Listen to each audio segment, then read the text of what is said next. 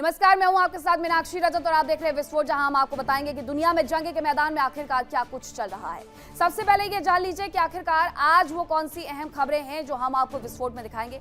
सबसे पहली खबर में हम बात करेंगे मिडिल ईस्ट की, क्योंकि मिडिल ईस्ट में अमेरिका और इजरायल ने ईरान के खिलाफ जो युद्ध छेड़ा है उससे पहले खाड़ी देशों की सुरक्षा के पुख्ता इंतजाम भी किए गए थे।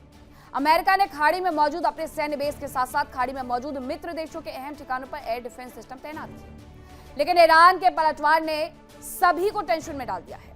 हालात ऐसे हो गए हैं कि अब अमेरिका के मित्र देश उसका साथ छोड़ते हुए नजर आ रहे हैं। जहां एक तरफ सऊदी अरब ने ईरान के सामने समझौते का प्रस्ताव रखने का मन बनाया, तो वहीं यूएई अपने अहम ठिकानों की सुरक्षा खुद करने के लिए तैयारी कर रहा है। इस खबर के बारे में आज हम आपको विस्तार से बताएंगे।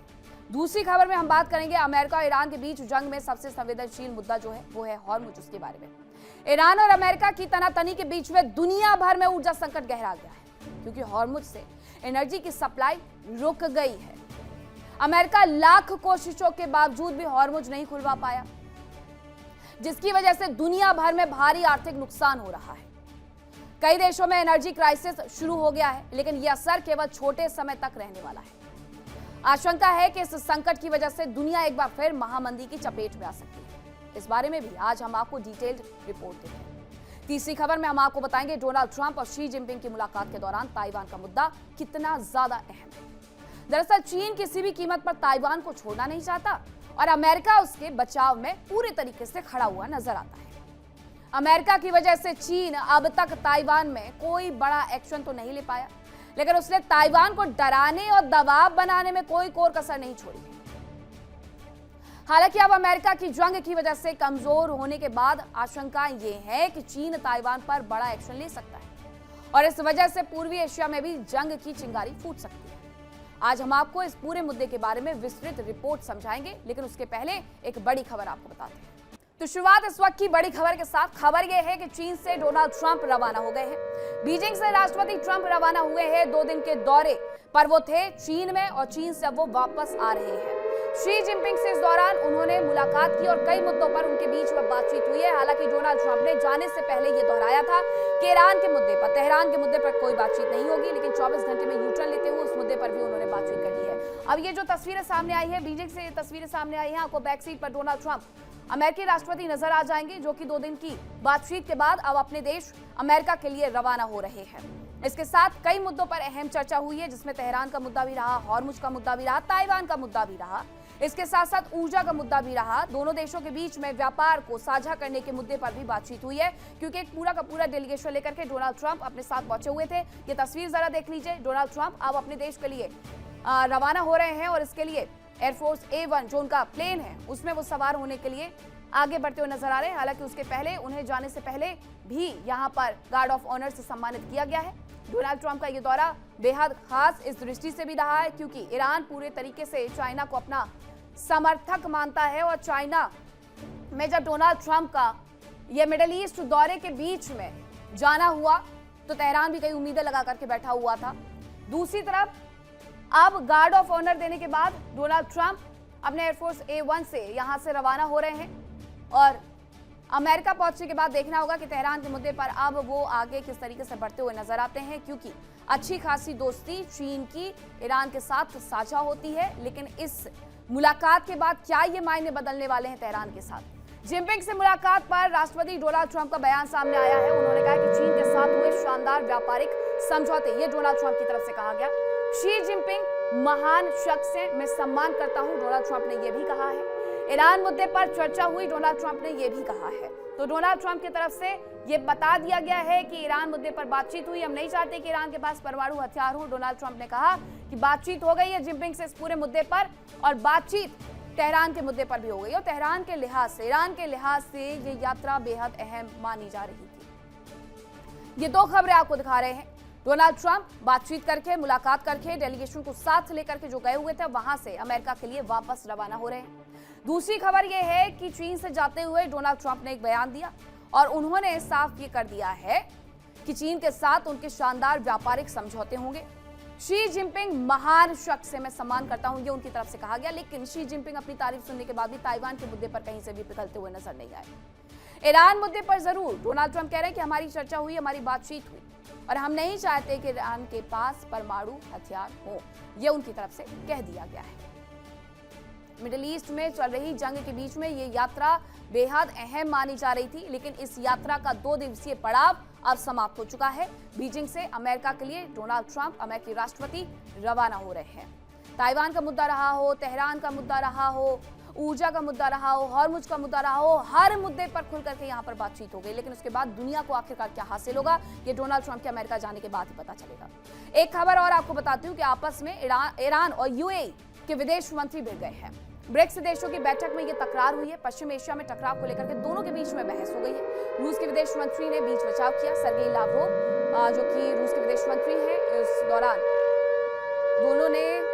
दोनों के बीच में जो बहस बढ़ रही थी उसमें मामले में हस्तक्षेप सर्गेई लावरोव रूस के विदेश मंत्री की तरफ से किया गया है। ब्रिक्स देशों की मीटिंग नई दिल्ली में चल रही है। विदेश मंत्रियों की ये मीटिंग चल रही है जिसमें Brazil, Russia, India, China, south Africa के साथ साथ ईरान, यूएई, इथियोपिया के भी विदेश मंत्री शामिल हुए। जब ईरान के विदेश मंत्री अब्बास अराक्ची और यूएई के विदेश मंत्री आमने सामने थे तो दोनों ही एक दूसरे पर कटाक्ष करते हुए नजर आते हैं, लेकिन उसके बीच में ये बहसबाजी और ज्यादा बढ़ती तो बीच बचाव के लिए सर्गेई लावरोव को तैयार। सर्गेई लावरोव ने दोनों का बीच बचाव किया। वहीं एक और खबर आ रही कि सऊदी अरब का ईरान के साथ चर्चा देखने को मिली है। मिडिल ईस्ट में जारी तनाव पर यह चर्चा हुई है। नॉन एग्रेशन पैक्ट पर यह चर्चा जारी है। तो सऊदी अरब का ईरान के साथ चर्चा हो रही है, ये बात निकल करके सामने आ रही है। मिडिल ईस्ट में जो तनाव चल रहा है उस पर यह चर्चा हो रही है। नॉन एग्रेशन पैक्ट पर यह चर्चा अभी भी चल रही है। सऊदी अरब ईरान के साथ चर्चा जरूर चल रही है, लेकिन इस चर्चा की वजह से आखिरकार रिजल्ट क्या निकलेगा, परिणाम क्या निकलेगा, वो देखना दिलचस्प होगा, क्योंकि अभी भी हालात जस के तस बने हुए हैं। ऊर्जा का संकट हर देश में अब लगभग गहराते जा रहा है क्योंकि हॉर्मुज बंद है, और ये सिर्फ ईरान से होने वाली सप्लाई की वजह से संकट नहीं गहरा रहा है, बल्कि और भी अन्य देश हैं जहां से हॉर्मुज के माध्यम से तेल और गैस की सप्लाई होती है, लेकिन वो सब कुछ अभी फिलहाल के लिए ठप पड़ा हुआ है। एक तरफ हॉर्मुज में नाकेबंदी ईरान की, दूसरी तरफ अमेरिका की घेराबंदी, जिसकी वजह से ये सब कुछ हो रहा है। ईरान और अमेरिका के बीच युद्ध ने मिडिल ईस्ट के देशों की टेंशन को बढ़ा दिया है। अब ये देश खुद ही अपनी हिफाजत के इंतजाम करने में जुट गए हैं। कोई ईरान के साथ करीबी दिखा रहा है तो कोई अपने स्तर पर अपने संसाधन बचाने में जुट गया है। सवाल यह है कि क्या अमेरिका की साख इतनी गिर गई है कि उसके सबसे करीबी ही उसके विरोधी बनते जा रहे हैं।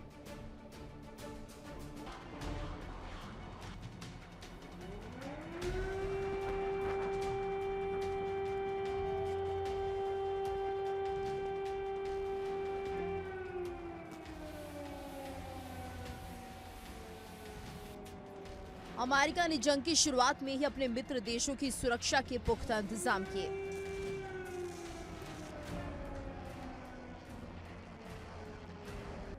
खाड़ी में मौजूद अपने सैन्य बेस के साथ ही अरब देशों की सुरक्षा व्यवस्था भी मजबूत की।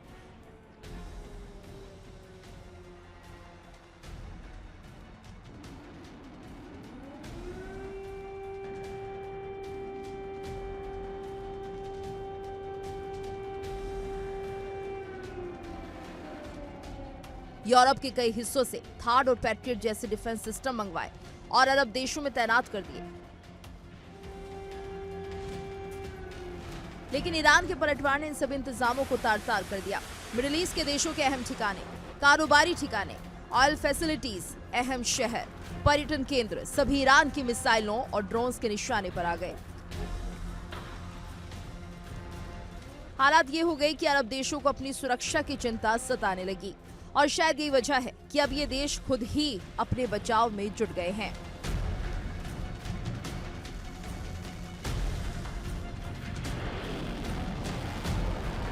अमेरिका का करीबी सहयोगी सऊदी अरब अब अपने कट्टर दुश्मन ईरान को सुरक्षा की गारंटी देने की तैयारी कर रहा है।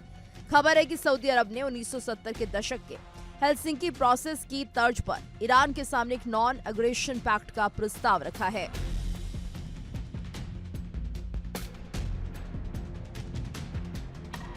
जिसका मकसद युद्ध के बाद क्षेत्र में स्थिरता लाना और तेहरान को हमलों से सुरक्षा का भरोसा दिलाना है। सऊदी अरब की ईरान को सुरक्षा की गारंटी देने से संबंधित नॉन अग्रेशन पैक्ट यानी गैर आक्रामकता समझौता ने मिडिल ईस्ट की सियासत में हलचल मचा दी है। इस खबर ने यूएई जैसे देशों को हैरान कर दिया है, जो इस युद्ध के दौरान ईरान के खिलाफ सबसे कड़ा रुख अपनाए हुए थे। सऊदी का मानना है कि अमेरिका, इजरायल और ईरान की जंग खत्म होने के बाद एक ऐसा माहौल बनाना जरूरी है जहां कोई भी देश एक दूसरे पर हमला ना करे। यूरोपीय देशों और यूरोपीय संघ ने भी इसका खुलकर समर्थन किया है, क्योंकि उन्हें लगता है कि तेहरान को यह भरोसा दिलाना जरूरी है कि वो सुरक्षित हैं। इस बीच खबर है कि ईरान की मिसाइलों और ड्रोन से सुरक्षा के लिए यूएई ने खुद ही इंतजाम करने शुरू कर दिए हैं। बताया जा रहा है कि यूएई ने तेल टैंकों की सुरक्षा के लिए कॉपकेस तकनीक अपनाई है। ये लोहे के ढांचे छोटे ड्रोन हमलों से नुकसान कम करने में मदद करते हैं। बताया जा रहा है कि दुबई के पास तेल स्टोर करने वाले टैंकों के ऊपर भारी भरकम लोहे के जाल जैसे ढांचे लगाए जा रहे हैं, जिन्हें कॉप केज कहा जा रहा है। इस तकनीक का इस्तेमाल रूस ने यूक्रेन युद्ध के दौरान अपने ऑयल डिपो को बचाने के लिए किया था। इसके अलावा वो अपने टैंकों को भी ड्रोन से बचाने के लिए इसी तकनीक का इस्तेमाल करता है। सोशल मीडिया पर आई खबरों के मुताबिक एक तस्वीर में दुबई इंटरनेशनल एयरपोर्ट के पास तेल टैंकों के ऊपर मेटल कवरिंग दिखाई दी। कुछ टैंकों को पूरी तरह लोहे के ढांचे से ढक दिया गया, जबकि दूसरी जगहों पर अभी निर्माण काम जारी होने की बात कही जा रही है। हालांकि साफ नहीं है कि ऐसे कितने ढांचे बनाए जा रहे हैं और ये काम कब शुरू हुआ। ईरान के साथ संघर्ष में यूएई को भारी नुकसान झेलना पड़ा। यूएई के मुताबिक देश के एयर डिफेंस ने 551 बैलिस्टिक मिसाइलें, 29 क्रूज मिसाइल और 2265 ड्रोन को इंटरसेप्ट किया। इसके बावजूद फुजैराह पोर्ट के तेल स्टोरेज और हबशन गैस प्लांट जैसे अहम ठिकानों को नुकसान पहुंचा। हबशन गैस प्लांट यूएई की ऊर्जा सप्लाई का बड़ा केंद्र है। पूरी क्षमता में वापस आने में अगले साल तक का समय लग सकता है। साफ है कि अब अमेरिका और इजरायल के सहयोगी देश भी उनसे दूर होते जा रहे हैं।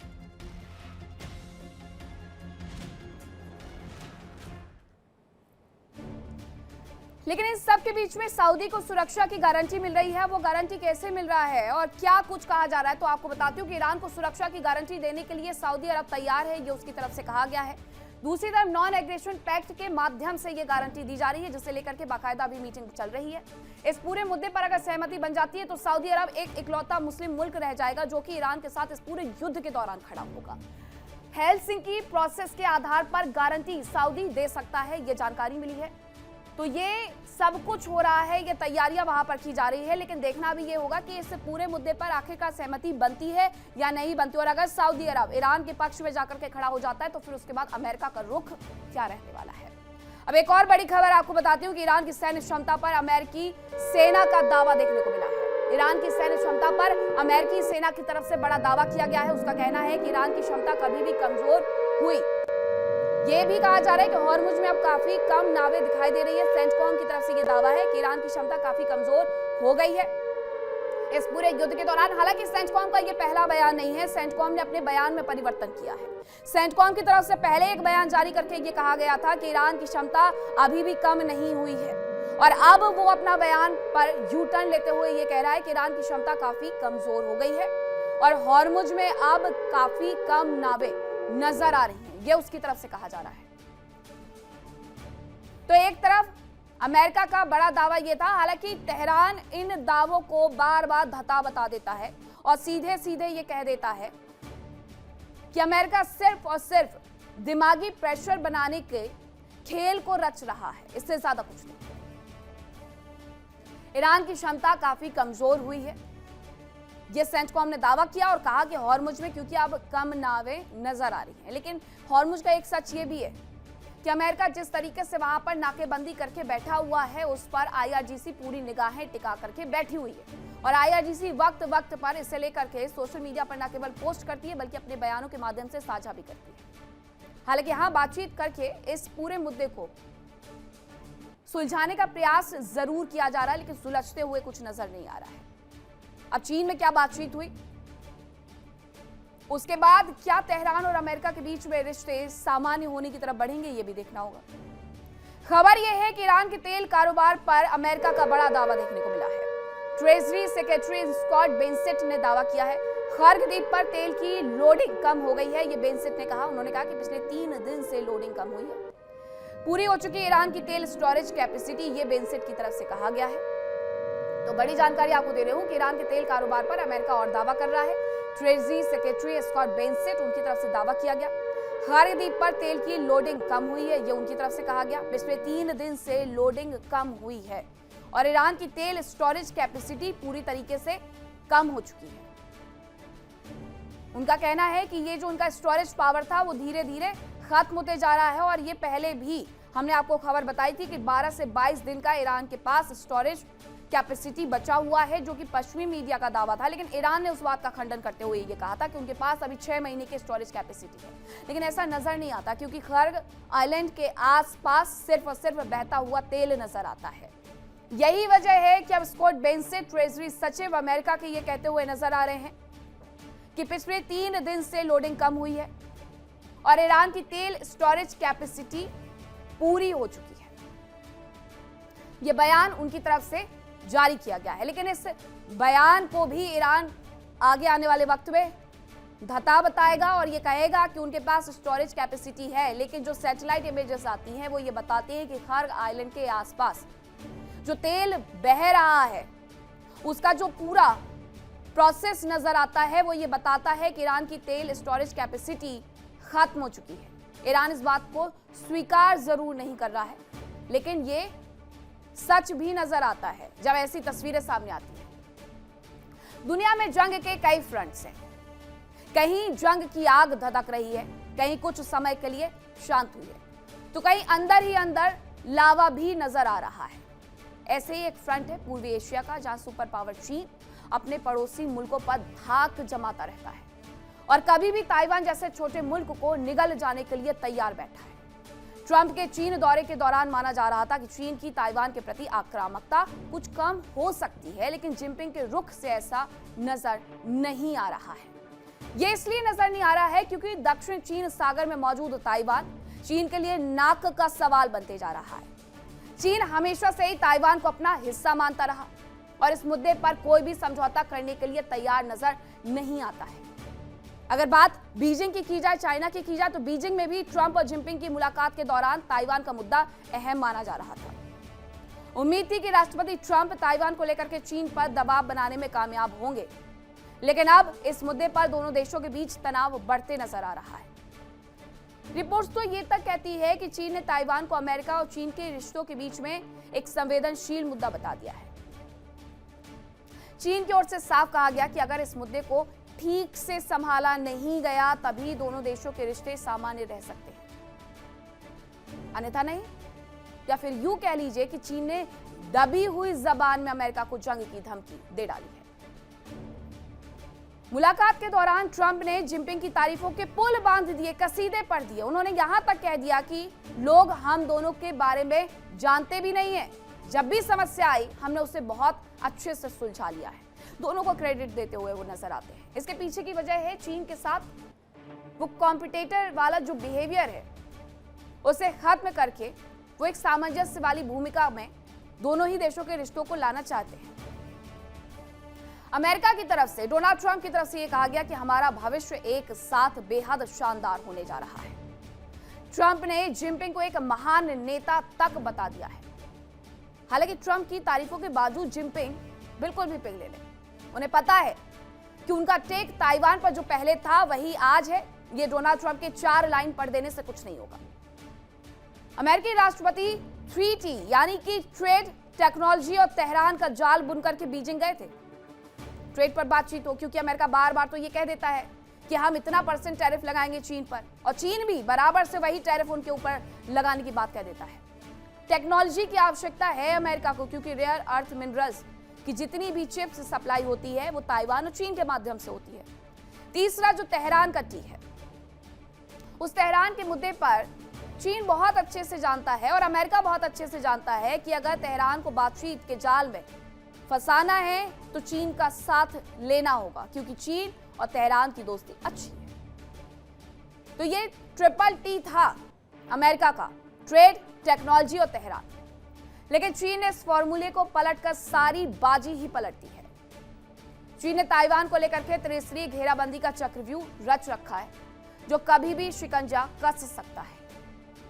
बताया यह भी जा रहा है कि ताइवान के आसपास पहली लेयर का शिकंजा करीब 50 से 150 किलोमीटर का है, जिसे दम घोटने वाला घेरा कहा जा रहा है। ताइवान स्ट्रेट में हर वक्त निगरानी रखी जा रही है। इसमें कोस्ट गार्ड और मैरीटाइम मिलिशिया तैनात है। जबकि जो दूसरी लेयर है 150 से 500 किलोमीटर की, इसमें हवाई और मिसाइल कवच के साथ ही J-20 फाइटर जेट और S-400 मिसाइल डिफेंस तैनात रहते हैं। इसमें ताइवान के एयर स्पेस पर सख्त निगरानी रखी जा रही है और इसके साथ साथ तीसरी लेयर सबसे बड़ी और 500 से 1000 किलोमीटर की है, जो रणनीतिक दीवार की तरह है। एक तरफ ट्रंप और जिनपिंग की मुलाकात हुई, दूसरी तरफ पूर्वी एशिया में मौजूद अमेरिकी ठिकाने हाई अलर्ट पर आ गए हैं, क्योंकि जापान में कडेरा एयरबेस चीन से सिर्फ 800 किलोमीटर दूर है और जापान भी तो ताइवान का ही समर्थक है। और ये जो जगह की मैं बात कर रही हूं, कडेना एयरबेस की, जो चीन से मात्र 800 किलोमीटर दूर है, यहां F-15EX और F-35 की तैनाती कर दी गई है। भाई ये चीन से केवल 700 किलोमीटर दूर फिलीपींस, वहां पर लाओआग बेस पर टाइफून और टॉमहॉक मिसाइलें तैनात की गई हैं अमेरिका की तरफ से। और ये खबर भी हमने आपको फिलीपींस के बारे में बताई थी कि अमेरिका ने अपनी टॉमहॉक मिसाइलें वहां पर तैनात करना शुरू कर दिया है। अब ये इस लिहाज से बेहद महत्वपूर्ण हो जाती है कि डोनाल्ड ट्रंप का चीन दौरा और उस सब के बीच में जापान से लेकर के फिलीपींस तक तैनाती वाली तैयारियां। बीजिंग में ट्रंप और जिनपिंग के बीच मुलाकात में ताइवान का मुद्दा बेहद अहम रहा। इतना ज्यादा अहम रहा कि अमेरिका के 4 सांसदों को चिट्ठी लिखनी पड़ गई डोनाल्ड ट्रंप को कि ताइवान के मुद्दे पर कुछ ऐसा करके मत आ जाना जो हमें भविष्य में सिर्फ और सिर्फ परेशानियां दे। जिनपिंग ने ताइवान के मुद्दे पर अपनी रेड लाइन साफ कर दी। उन्होंने कहा कि मुद्दे को दोनों देशों के बीच तनाव बढ़ाने वाला होगा। अब बीजिंग में शी जिनपिंग और डोनाल्ड ट्रंप की जो मुलाकात हुई है, उसमें तेहरान से लेकर के ताइवान तक का मुद्दा बेहद अहम रहा है।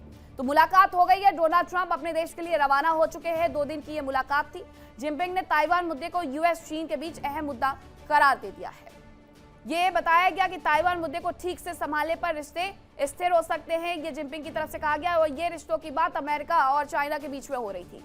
ताइवान मुद्दे पर अगर गलती हुई तो टकराव भी बढ़ेगा, यह जिनपिंग की तरफ से कहा गया। डोनाल्ड ट्रंप ने 4 लाइनें बोल करके बटरिंग करने की बहुत कोशिश की, लेकिन उससे हुआ कुछ नहीं, क्योंकि जिनपिंग ने ताइवान के मुद्दे पर अपना टेक स्पष्ट करते हुए ये कह दिया है कि अगर मुद्दे को सही से हैंडल किया गया तो अमेरिका और चीन के रिश्ते सुधर जाएंगे, अच्छे हो जाएंगे, स्थिर हो जाएंगे।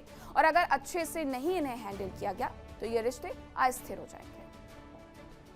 चीन के दौरे पर गए राष्ट्रपति ट्रंप के सुर बिल्कुल बदले हुए दिखे। उन्होंने शी जिनपिंग की जमकर तारीफ की, हालांकि इससे कोई फायदा नहीं हुआ। राष्ट्रपति ट्रंप ने शी जिनपिंग की तारीफ करते हुए यहां तक कह दिया कि शी जिनपिंग एक महान नेता है। महान नेता उन्हें बता दिया गया डोनाल्ड ट्रंप की तरफ से। कल तक जो इस देश को गटर कह रहे थे, वो आज इस देश के नेता को कह रहे हैं कि ये महान देश है। कुछ लोगों को आपकी तारीफ पसंद नहीं है, ये डोनाल्ड ट्रंप की तरफ से कहा गया। आपका साथ मेरे लिए सम्मान की बात है, ये डोनाल्ड ट्रंप की तरफ से कहा गया। आपकी दोस्ती मेरे लिए सम्मान की बात है, ये भी उनकी तरफ से कहा गया। डोनाल्ड ट्रंप जितना बटरिंग कर सकते थे उन्होंने भरपूर की है पूरी अपनी यात्रा के दौरान। चीन यूएस के संबंध पहले से बेहतर होंगे, ये भी उनकी तरफ से कहा गया। हालांकि ये डोनाल्ड ट्रंप है, कुछ अभी कह करके गए हैं, कुछ फिर कहते हुए नजर आएंगे। चीन हमेशा से ही ताइवान को अपना हिस्सा मानता रहा। अब आइए आपको चीन के हाल ही में उठाए गए कुछ ऐसे कदमों के बारे में बताते हैं जिनसे ताइवान का तनाव बढ़ गया है। अब कौन से कदम है जिसकी वजह से चीन और ताइवान के बीच में एक बार फिर से ये तनाव बढ़ा है, वो मैं आपको बताती हूँ। ताइवान को अपना हिस्सा चीन की तरफ से माना जाता है। दूसरी तरफ ताइवान की सीमा में घुसपैठ करती रहती है PLA, जो कि इनकी पीपुल्स लिबरेशन आर्मी है चाइना की। ताइवान के राष्ट्रपति को अलगाववादी नेता चीन की तरफ से माना जाता है। उनका कहना है कि ताइवान हमारा ही पार्ट है, फिर वहां पर प्रधानमंत्री, राष्ट्रपति या फिर अलग से संसद की आवश्यकता क्या है। ताइवान के मुख्य विपक्षी नेता का बीजिंग में स्वागत किया जाता है। मुख्य विपक्षी नेता चेंग ली वुन से राष्ट्रपति शी जिनपिंग मुलाकात करते हैं। यह ताइवान को तोड़ने की कोशिशें हैं। राष्ट्रपति विलियम लाई की विरोधी मानी जाती है चेंग ली वुन, और राष्ट्रपति को पिछले दिनों तो उनके घर में कैद कर दिया गया था, क्योंकि चाइना ने अपना एयर स्पेस बंद कर दिया था और वो किसी विदेश यात्रा पर जाना चाहते थे, लेकिन उड़ान नहीं भर सकते थे क्योंकि चाइना ने अपना एयर स्पेस बंद कर दिया था। चीन के कारण ताइवान के राष्ट्रपति का एस्वातिनी दौरा रद्द हुआ था। ये इसी दौरे की मैं बात कर रही हूँ। अफ्रीकी देश एस्वातिनी के पड़ोसियों ने रास्ता नहीं दिया। चीन की तरफ से एयर स्पेस बंद कर दिया गया। सेशल्स, मेडागास्कर, मॉरिशस ने एयर स्पेस का इस्तेमाल से रोक लगा दी गई, क्योंकि ये सभी चाइना के साथ अच्छे संबंध रखते हैं। मेडागास्कर ने चीन से करीबी रिश्तों का हवाला दे दिया। उन्होंने कहा इसीलिए हम अपने एयर स्पेस को बंद कर रहे हैं, क्योंकि हम चीन के साथ किसी भी तरीके की कोई दुश्मनी नहीं चाहते हैं और चीन हमारा अच्छा खासा मित्र है। अमेरिका ताइवान को हथियार और दूसरी मदद देता रहता है और अमेरिका की मौजूदगी की वजह से ही चीन अपने कदम ताइवान की ओर नहीं उठा पा रहा है। अब जरा ये भी जानिए कि अमेरिका ताइवान सहयोग आखिरकार है क्या। तो सैन्य सहयोग के बारे में सबसे पहले हम चर्चा करेंगे। ताइवान को आधुनिक हथियारों की सप्लाई अमेरिका की तरफ से की जाती है। ये NASAMS मिसाइल सिस्टम हो, बेहतर विमानों की सप्लाई हो, ये उनकी तरफ से की जाती है। ताइवान के जवानों को ट्रेनिंग और खुफिया जानकारी भी दी जाती है। साल 2026 में ताइवान से यूएस में आयात बढ़ा दिया गया था। ये व्यापार यूएस ने चीन से भी ज्यादा आयात ताइवान से करना शुरू कर दिया था। पैक्स सिलिका, अमेरिका के नेतृत्व में पैक्स सिलिका कंसोर्टियम बना दिया गया। AI और भविष्य की तकनीक के लिए यह संगठन बनाया गया था। तकनीक के लिए भरोसेमंद सप्लाई चेन विकसित करने का मकसद रखा गया था और ताइवान को पैक्स सिलिका कंसोर्टियम का सदस्य करार दे दिया गया। तो मदद तो अमेरिका की तरफ से भरपूर की जाती है, लेकिन यह बात का भी ख्याल रखा जाता है कि चीन इससे कहीं नाराज ना हो जाए, क्योंकि अमेरिका चीन की नाराजगी भी बर्दाश्त नहीं कर पाएगा। रेयर अर्थ मिनरल्स वो वहां से भी क्योंकि लेकर के आता है। अब आपको ये बताती हूं कि चीन की नजर आखिरकार ताइवान पर जमी क्यों है। तो उसकी पहली जो वजह है वो है semiconductor chips. Taiwan semiconductor manufacturing company बनाती है एडवांस चिप्स, और दुनिया के 90% से ज्यादा एडवांस चिप्स का यहाँ पर निर्माण होता है। कंप्यूटर, मिसाइल और फाइटर जेट्स के लिए ये चिप्स जरूरी होती हैं। ताइवान की फैक्ट्रियों में तबाही से चीन को भी आर्थिक नुकसान होता है। चीन की मशीनों और गैजेट्स में सेमीकंडक्टर चिप्स का इस्तेमाल होता है और ताइवान से अमेरिका सीधे सीधे 90% चिप्स खरीदता है और इसी पर चाइना की भी नजर है। दूसरी तरफ चाइना दुनिया में ताइवान पर कब्जा करके अपनी धमक दिखाना चाहता है। ताइवान के जरिए दुनिया में धाक जमाना चाहता है चीन, और ताइवान की सीमा में इसी वजह से PLA पीपुल्स लिबरेशन आर्मी लगातार घुसपैठ भी करती रहती है। दूसरी तरफ यूएस का ताइवान को साथ मिलता है। अमेरिका लगातार ताइवान को हथियार मुहैया करवाता है। ताइवान के पास अमेरिका का हिमारस रॉकेट सिस्टम है। लंबी दूरी तक सटीक निशाना लगाने में हिमारस सक्षम है। अमेरिका ने ताइवान को ATACMS मिसाइल्स दी। चीन के तट पर सैन्य अड्डों को तबाह करने में सक्षम है ATACMS, और ताइवान की सेना के पास जेवलिन और होवित्जर है। चीन की सेना को समंदर के तट पर ही रोकने में यह सक्षम है। अब उसके बाद व्यापार का रास्ता। चीन के लिए ताइवान की भौगोलिक स्थिति भी बेहद अहम है। ये व्यापार के लिहाज से ताइवान पर कब्जे से चीन को प्रशांत महासागर में एंट्री मिलेगी। अमेरिका के गुआम और हवाई जैसे ठिकाने चुनौती, और दुनिया का एक बड़ा व्यापार रूट ताइवान स्ट्रेट चाइना के लिए खुल जाएगा। अब इन सब के बीच में एक तरफ डोनाल्ड ट्रंप गए हुए थे चाइना, लेकिन दूसरी तरफ उन्होंने अपने अधिकारियों को क्यूबा भेज दिया है। क्यूबा पर शिकंजा कसने के लिए अमेरिका ने क्यूबा का दौरा शुरू कर दिया है। अगर कोई सोच रहा है कि वेनेजुएला और ईरान के बाद अमेरिका थमेगा, तो नहीं, क्यूबा के लिए उनकी तैयारी पूरी हो गई है। पश्चिमी मीडिया ये कहती है कि अमेरिकी सेना ने सर्विलांस तेज कर दिया है और इसके लिए बाकायदा P-8, RC-135, MQ-4 ड्रोन्स की उड़ान भरने की जानकारी मिली। खुफिया जानकारी जुटाने और दबाव बनाने का जो सीधा मकसद है वो नजर आता है। अब क्यूबा भी उन्हें चाहिए। उसके पीछे की वजह वो ये कहते हैं कि क्यूबा हमारे लिए खतरा है, हमें अपने आप को सुरक्षित करना है, इसलिए हमें क्यूबा चाहिए।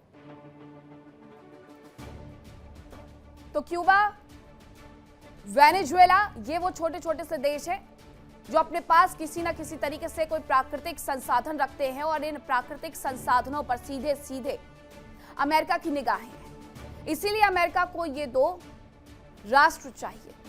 वेनेजुएला, तेल का सबसे बड़ा वृहद भंडार अगर कहीं पर है तो वो वेनेजुएला है, तो वो भी चाहिए। और वेनेजुएला पर तो अब अमेरिका यहां तक बयान देना शुरू कर चुका है कि वो उसे अपना 51वां राज्य बनाएगा, यानी अमेरिका में ही शामिल करेगा। डोनाल्ड ट्रंप यहां तक कहने शुरू हो गए हैं कि अभी तो मैं 2 बार अमेरिका का राष्ट्रपति बना और अमेरिका के कानून के हिसाब से सिर्फ 2 बार ही वहां पर कोई राष्ट्रपति रह सकता है। वो कह रहे हैं कि अब मैं वेनेजुएला में जाकर के राष्ट्रपति बन जाऊंगा, लेकिन अब क्यूबा भी चाहिए, ग्रीनलैंड भी चाहिए, ईरान भी चाहिए, मैक्सिको भी चाहिए। तो पूरी दुनिया पर अमेरिका अपनी चील जैसी, गिद्ध जैसी निगाहें गड़ा करके बैठा हुआ है। क्यूबा को लेकर के एक और जानकारी आई है कि क्यूबा के दौरे पर सीधे सीधे CIA डायरेक्टर जॉन रैटक्लिफ को भेज दिया गया है। हवाना में वरिष्ठ अधिकारियों, नेताओं से मुलाकात की। राष्ट्रपति ट्रंप की ओर से मदद का भरोसा भी उनकी तरफ से दिया गया है। तो क्यूबा के दौरे पर CIA डायरेक्टर जॉन रैटक्लिफ पहुंचे और उन्होंने क्यूबा पहुंचकर क्यूबा की राजधानी हवाना में वरिष्ठ अधिकारियों नेताओं से मुलाकात की। राष्ट्रपति ट्रंप की ओर से मदद का भरोसा दिया। हालांकि हवाना की तरफ से भी ये कहा गया है कि क्यूबा अमेरिका के लिए खतरा नहीं है, लेकिन अमेरिका को इस बात पर कोई भरोसा नहीं होगा, क्योंकि अमेरिका की नजर सिर्फ और सिर्फ उनके प्राकृतिक संसाधन पर है, और यही वो अब क्यूबा के लिए भी करना शुरू कर सकता है। CIA डायरेक्टर का क्यूबा तक जाना कोई आम घटना नहीं है। सीधे सीधे तैयारी एक तीसरे मोर्चे पर हो रही है। ये दो खबरें हैं कि एक तरफ क्यूबा के दौरे पर CIA डायरेक्टर पहुंचे हैं, दूसरी तरफ क्यूबा के आसपास सर्विलेंस तेज किया गया। P-8 RC-135 MQ-4 ड्रोन्स की उड़ान भरने की जानकारी वहां पर मिली है। तो ये दो खबरें ये बता रही हैं कि मिडिल ईस्ट से रुख शिफ्ट तो नहीं हो रहा है, लेकिन हाँ, दूसरी तरफ भी वो अपने कदमों को अमेरिका बढ़ाते हुए नजर आ रहा है। वो अपने आप को यहीं पर सीमित नहीं करने वाला है, बल्कि और आगे बढ़ेगा। क्यूबा को अपने साथ मिलाएगा, मैक्सिको को अपने साथ मिलाएगा, ग्रीनलैंड को अपने साथ मिलाएगा। और डोनाल्ड ट्रंप अगले 2 साल तक जब तक राष्ट्रपति रहने वाले हैं, तब तक ये दुनिया सिर्फ और सिर्फ युद्ध देखने वाली है। अमेरिका अपना प्रभुत्व बढ़ाने के साथ साथ अपनी हिफाजत करने की कोशिशों में लगा है। राष्ट्रपति ट्रंप के नेतृत्व में अमेरिका, वेनेजुएला और ईरान के बाद अब क्यूबा की ओर उनके कदम बढ़ गए। माना यह जा रहा है कि अमेरिका के इस कदम से चीन और रूस को बड़ा झटका लग सकता है।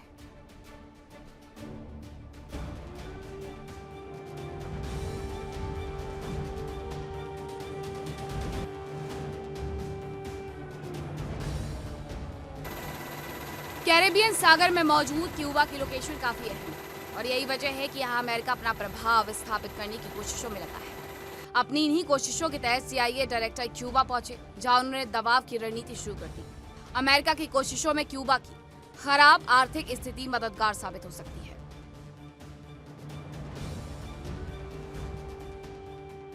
अमेरिका क्यूबा को हर हाल में अपने कंट्रोल में लाना चाहता है, ताकि वहां से चीन, ईरान और रूस का कंट्रोल खत्म हो सके। बताया गया कि क्यूबा इन देशों का अहम जासूसी अड्डा है। इसी वजह से वेनेजुएला और ईरान के बाद अब क्यूबा अमेरिका के निशाने पर है।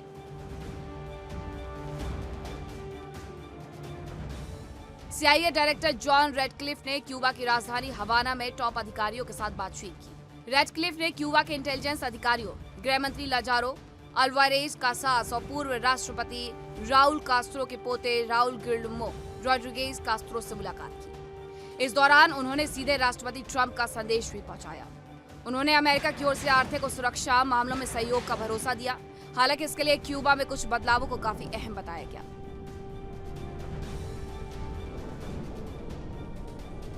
CIA डायरेक्टर के दौरे को इसलिए भी अहम माना जा रहा है क्योंकि ट्रंप प्रशासन लगातार क्यूबा पर दबाव बना रहा है। खुद ट्रंप कई बार रिजीम चेंज की बात कर चुके हैं। वहीं अमेरिकी अधिकारियों का कहना है कि क्यूबा की हालत इतनी खराब हो चुकी है कि अब उसके पास विकल्प कम बचे हैं। दरअसल क्यूबा इस वक्त भारी ईंधन संकट से गुजर रहा है। देश में डीजल और फ्यूल ऑयल की कमी के चलते हालात ऐसे हैं कि कई जगह 20-22 घंटे तक बिजली कटौती हो रही है। अस्पतालों तक में जरूरी सेवाएं प्रभावित हो रही है।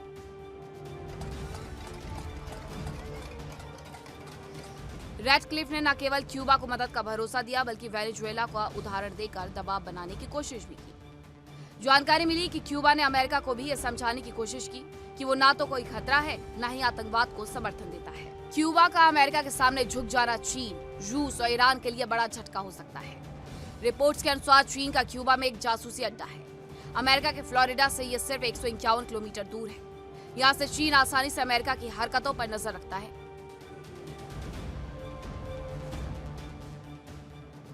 चीन का belt and road initiative project भी क्यूबा में है।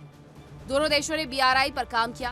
बंदरगाहों को मॉडर्नाइज करना और दूसरे प्रोजेक्ट इसमें शामिल है, क्योंकि क्यूबा अमेरिका का पिछला दरवाजा माना जाता है।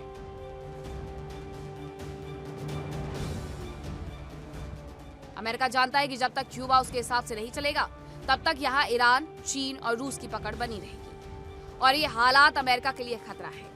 अमेरिका क्यूबा से लोकतंत्र, स्वतंत्र चुनाव, मानव अधिकारों की रक्षा, राजनीतिक कैदियों की रिहाई की मांग कर रहा है। इसके अलावा सरकारी उद्योगों का प्राइवेटाइजेशन, अमेरिकी कंपनियों को निवेश की पूरी छूट भी चाह रहा है। इसके अलावा वो रूस, चीन के खुफिया सैन्य अड्डे बंद करने की मांग करता है।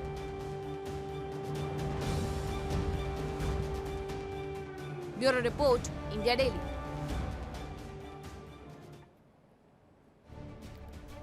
अब आइए आपको ये बताते हैं कि अमेरिका ने क्यूबा को अपने कब्जे में लाने के लिए आखिरकार कौन कौन से वो कदम हैं जो उठाए हैं। दरअसल उनकी तरफ से अमेरिकी ब्लॉकेट किया गया है, जिसकी वजह से क्यूबा में तेल की कमी हो गई है। क्यूबा भी व्यापार नहीं कर पा रहा है, वजह अमेरिका के सैंक्शन है। और अमेरिका ने तो हर राष्ट्र पर सैंक्शन लगभग लगा रखे हैं। ईरान के साथ यही किया, वेनेजुएला के साथ यही किया, क्यूबा के साथ भी यही किया जा रहा है। ईंधन संकट की वजह से 20 से 22 घंटे तक क्यूबा में बिजली कटौती रहती है। वहां के लोगों के लिए जीना हराम हो गया है। क्यूबा के अस्पतालों में जरूरी सेवाएं पूरे तरीके से प्रभावित हुई हैं। तो ये क्यूबा के दौरे पर CIA डायरेक्टर जॉन रेडक्लिफ पहुंचे हैं। ये बताया गया, क्यूबा के टॉप अधिकारियों और नेताओं से मुलाकात की गई।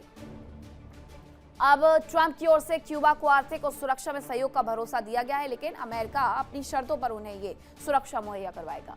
क्यूबा में बुनियादी बदलाव किए जाने की जरूरत बताई है। अमेरिका ने वही खेल करना शुरू कर दिया है।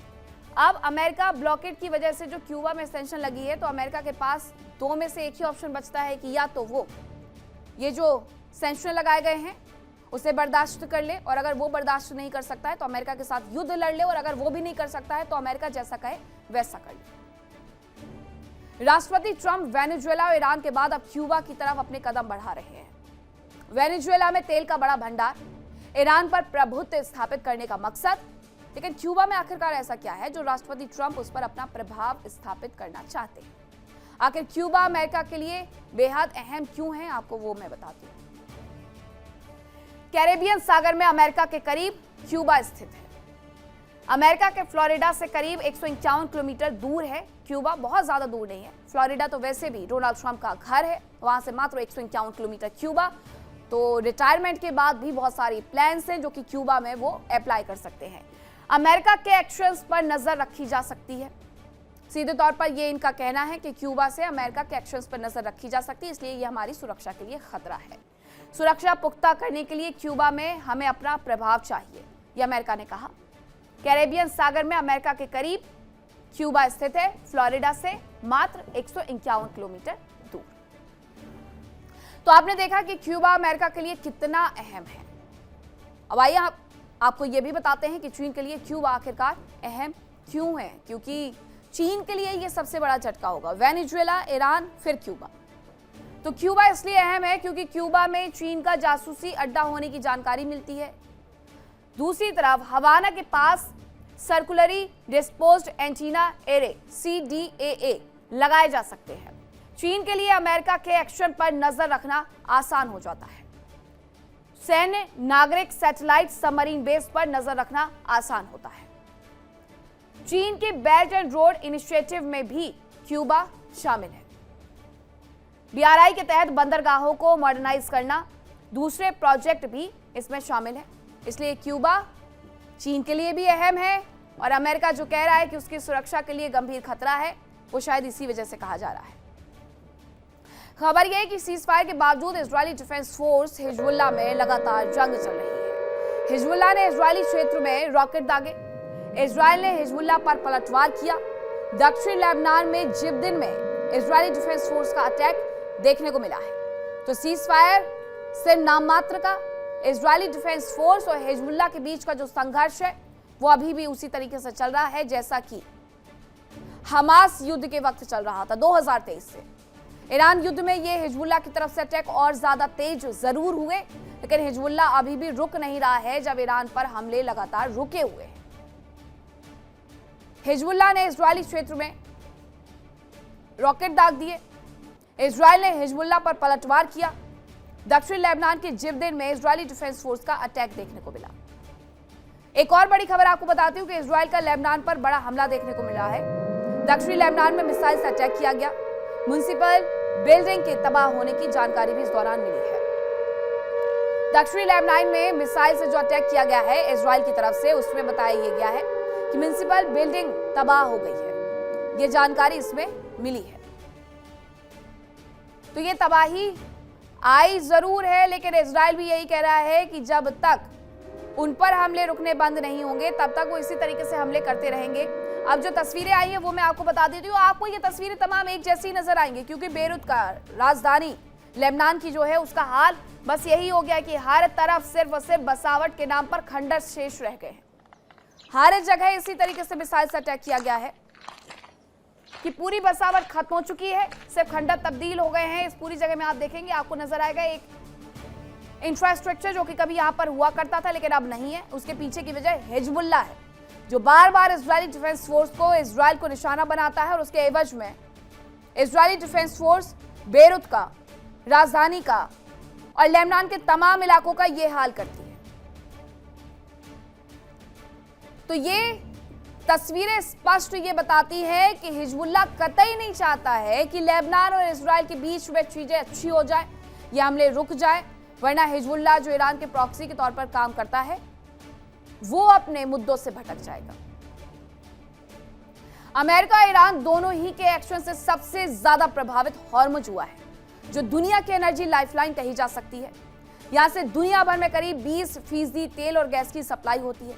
यहाँ हालात खराब होने का असर पूरी दुनिया पर पड़ा, जो जल्द सामान्य होता नजर नहीं आ रहा है। आशंका यहां तक की है कि अभी सबसे बुरा दौर आना बाकी है।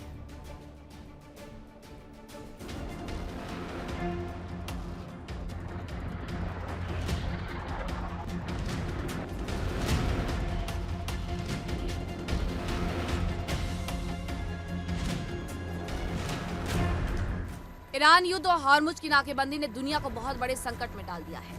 हॉर्मुज से होकर एशिया और यूरोप के कई देशों को एनर्जी की सप्लाई होती है, लेकिन यहाँ संकट से इन देशों की रफ्तार ही थम गई है। कई देशों में एनर्जी क्राइसिस शुरू हो गई है, लेकिन क्या अभी दुनिया में एनर्जी क्राइसिस का सबसे बुरा दौर आना बाकी है?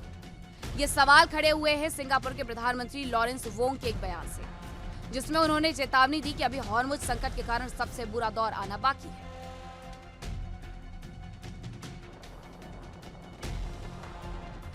सप्लाई चेन टूटने और ईंधन की कमी से ग्लोबल इकोनॉमी मंदी की ओर तेजी से बढ़ रही है।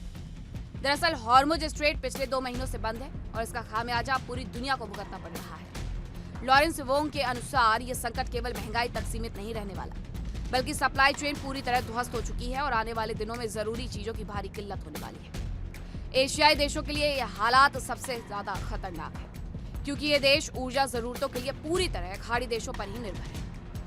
हॉर्मुज स्ट्रेट दुनिया का सबसे अहम समुद्री रास्ता माना जाता है। इसके बंद होने से कच्चे तेल और गैस की सप्लाई पूरी तरह ठप हो गई है। सिंगापुर के प्रधानमंत्री के अनुसार एशिया के कई देशों में ईंधन की भारी कमी हो गई है। एयरलाइंस ने अपनी उड़ानें कम कर दी हैं, क्योंकि उनके पास पर्याप्त फ्यूल नहीं है। फैक्ट्रियों में प्रोडक्शन बहुत कम हो गया है, क्योंकि रॉ मटेरियल समय पर नहीं पहुंच रहा है और न ही तैयार माल बाहर जा पा रहा है। लॉरेंस वोंग ने चेतावनी दी कि ये रुकावट सिर्फ ऊर्जा तक सीमित नहीं रहेगी। आने वाले समय में खाद और भोजन जैसी जरूरी चीजों की सप्लाई पर भी इसका गहरा असर पड़ सकता है। आशंका है कि दुनिया को अब अनाज की कमी का सामना भी करना पड़ सकता है।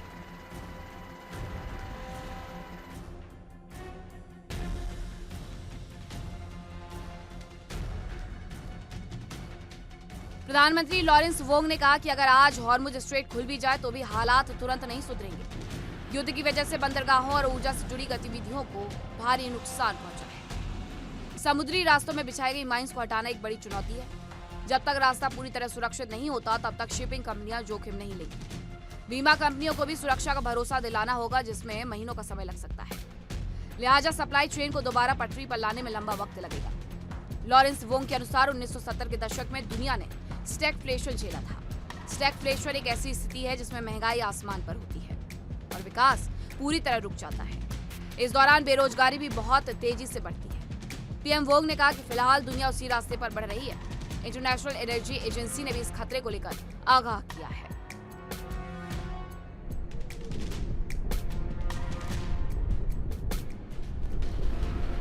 Bureau report, India daily.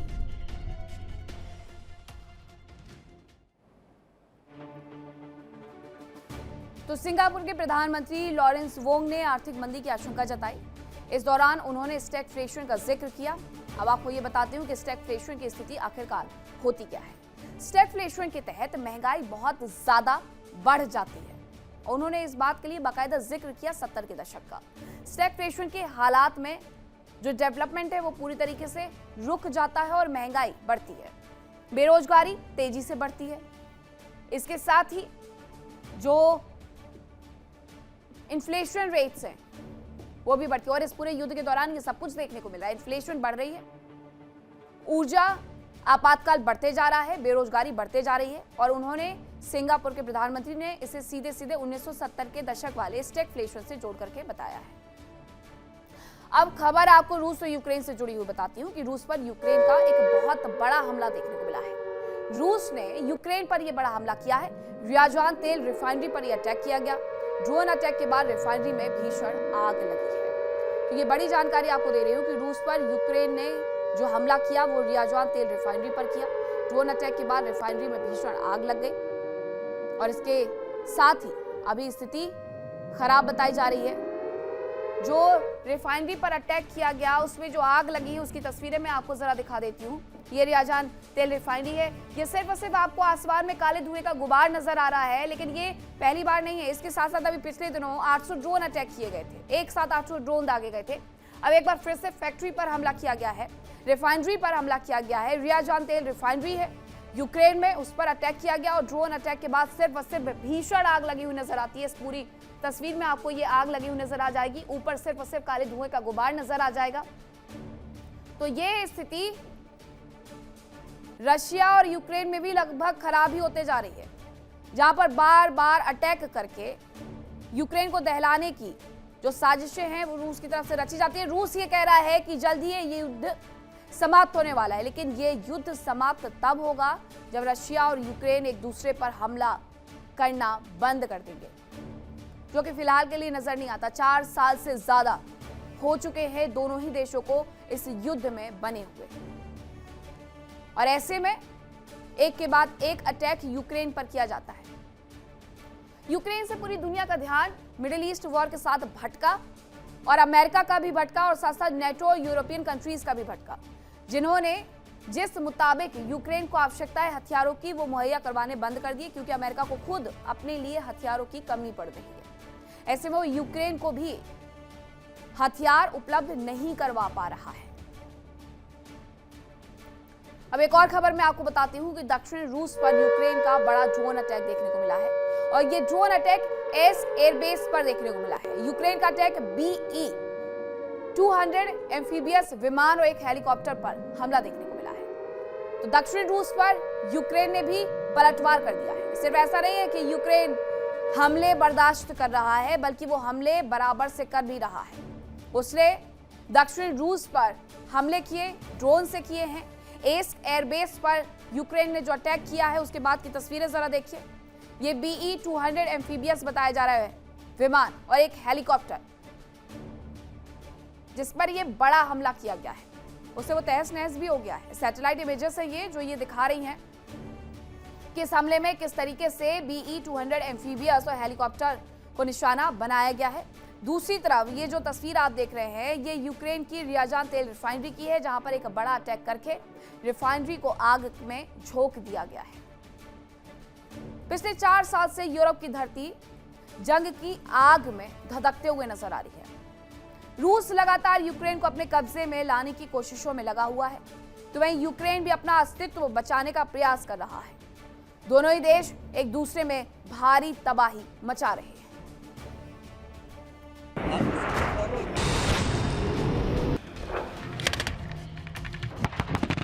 रूस लगातार यूक्रेन को अपने झंडे तले जाने की कोशिशों में जुटा है। पुतिन के जवान यूक्रेन के शहरों को खंडर में बदलते जा रहे हैं। रूसी सेना की बारूदी बारिश यूक्रेन को बर्बाद कर रही है। इस बीच रूसी सेना ने यूक्रेन पर 4 साल के युद्ध का सबसे बड़ा हवाई हमला किया, जिसमें कीव समेत कई शहरों पर 1500 से अधिक ड्रोन और 100 मिसाइलें दागी गई। इन हमलों में कीव में 5 लोग और अन्य स्थानों पर 6 लोग मारे गए और दर्जनों लोग घायल हुए। बताया जा रहा है कि रूस की बारूदी बारिश से नागरिक सुविधाओं को भारी नुकसान हुआ। यूक्रेन के राष्ट्रपति ज़ेलेंस्की का कहना है कि इनमें से ज्यादातर ड्रोन और मिसाइलें हवा में ही नष्ट कर दी गई, जबकि बाकी ने यूक्रेनी शहरों को भारी नुकसान पहुंचाया। जानकारी के अनुसार नष्ट किए गए ड्रोन और मिसाइलों के टुकड़ों से भी भवनों और नागरिक सुविधाओं को नुकसान हुआ। ज़ेलेंस्की के अनुसार इन हमलों से जल्द युद्ध खत्म होने की संभावना पर विश्वास नहीं होता। ज़ेलेंस्की ने यूक्रेन की सुरक्षा के लिए सहयोगी देशों से ज्यादा सहायता और एयर डिफेंस सिस्टम की मांग की। उधर यूक्रेन भी लगातार रूस के अहम ठिकानों पर जबरदस्त अटैक कर रहा है। बीते एक हफ्ते में यूक्रेन ने अपनी लंबी दूरी के ड्रोनों से रूस के अंदर तक वार किया। इस दौरान कई तेल रिफाइनरियों, सैन्य हवाई अड्डों और हथियार डिपो को निशाना बनाया गया। बताया जा रहा है कि यूक्रेन के हमलों में पर्म तेल रिफाइनरी को भारी नुकसान हुआ और उसमें उत्पादन पूरी तरह ठप हो गया। इसके अलावा यारोस्लाव तेल रिफाइनरी पर भी हमले की खबर है। दावा किया जा रहा है कि हमलों की वजह से रिफाइनरी में भीषण आग लग गई। ये रिफाइनरी सालाना करीब 1.5 करोड़ टन तेल का उत्पादन करती है और रूसी सेना के लिए पेट्रोल और डीजल की सप्लाई का मुख्य जरिया है।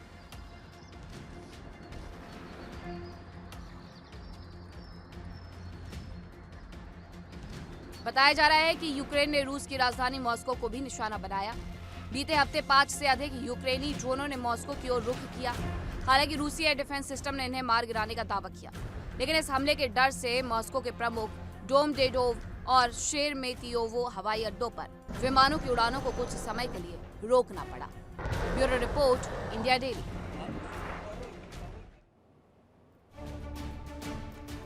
अब आइए आपको रूस के एक ऐसे शैतान के बारे में बताते हैं जो समंदर में बहुत लंबे समय तक खामोशी से पड़ा रह सकता है और मौका मिलते दुश्मन को नेस्तनाबूद भी कर सकता है। समुद्र में सुनामी लाने का दम रखने वाले इस न्यूक्लियर टॉर्पीडो का नाम पोसाइडन है।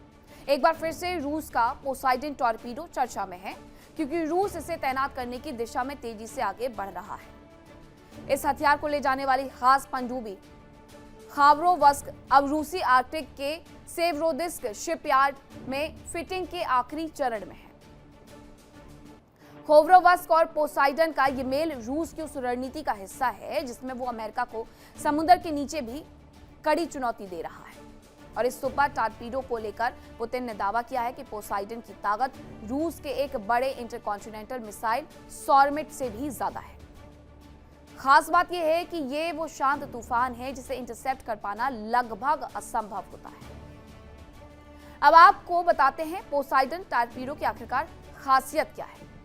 तो पोसाइडन एक बेहद खतरनाक न्यूक्लियर पावर्ड इंटरकॉन्टिनेंटल टॉर्पीडो है। न्यूक्लियर हथियारों से यह टॉर्पीडो लैस रहता है। इसके साथ बार बार ईंधन भरने की कोई जरूरत नहीं होती है। दुश्मन के तटीय शहरों, बंदरगाहों, सैन्य ठिकानों पर हमले का दम इनकी तरफ से रखा जाता है। एयरक्राफ्ट कैरियर ग्रुप्स पर भी हमला करने में ये सक्षम है। विस्फोट से 500 मीटर तक ऊंची रेडियोएक्टिव लहरें उठ सकती हैं। करीब 70 नॉट्स की स्पीड से यहां पर टॉर्पीडो चल सकता है और करीब 300 फीट की गहराई तक जाने में यह टॉर्पीडो सक्षम है। 2 से 100 मेगाटन तक परमाणु वॉरहेड ले जाने में यह सक्षम है। तो यह है इस टॉर्पीडो की खासियत, जो कि कभी भी कहीं पर भी तबाही लाने में सक्षम है। अब आपको बताते हैं कि पोसाइडन और खाबरोवस्क सबमरीन की जोड़ी जब मिलती है ये तो कितनी ज्यादा खतरनाक बन जाती है। खास तौर पर पोसाइडन टॉर्पीडो ले जाने के लिए ये सबमरीन बनाई गई है। खाबरोवस्क सबमरीन में बोराई क्लास पनडुब्बियों के डिजाइन का इस्तेमाल किया गया है। एक साथ 6 पोसाइडन टॉर्पीडो ले जाने में यह सबमरीन सक्षम होती है। एक साथ 6 पोसाइडन टॉर्पीडो ये ले जाने में सक्षम होती है, यानी ये समझ लीजिए कि जहां पर भी ये कहर बरपाएगी वहां सिर्फ और सिर्फ निशान रह जाएगा इस बात का कि हाँ पहले कुछ वहां पर हुआ करता था। तो विस्फोट में ये थी आज की खबरें। फिलहाल रुक रहे छोटे से ब्रेक के लिए, कहीं मत जाइएगा। खबरों का सिलसिला लगातार जारी है। इंडिया डेली अब आपको स्मार्ट टीवी पर भी मौजूद है। देखिए इंडिया डेली 24/7 अब आपकी स्मार्ट टीवी पर। इंडिया डेली मौजूद है सभी डिजिटल प्लेटफॉर्म पर लाइव और लगातार। इंडिया डेली 24/7 हर दिन राष्ट्र को समर्पित।